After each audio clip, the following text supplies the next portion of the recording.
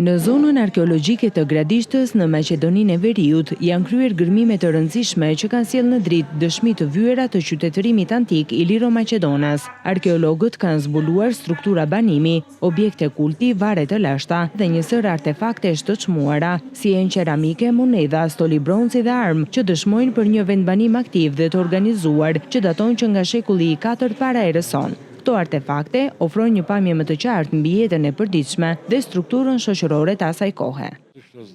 Në 2 vitet e fundit, muzeu ka organizuar një ekspozit me postera për të prezantuar zbulimet e fundit arkeologjike. Janë gjetur mbi 10.000 objekte që përkasin periudhave të ndryshme nga Republika Romake deri tek perandoria e ershme romake. Surpriza më e madhe ka qenë zbulimi i shenjave të jetës 2000 vjet para erës sonë, që tregon për një qytet me histori të lashtë jetese.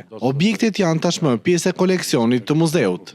Për të ndarë këtë pasuri kulturore me publikun e gjerë, një ekspozit është hapur në bibliotekën e qytetit të Korçës Timi Mitko, ku vizitorët mund të shohin nga afër objektet e zbuluara, të shoqëruara me shpjegime të detajuara mbi kontekstin historik të tyre.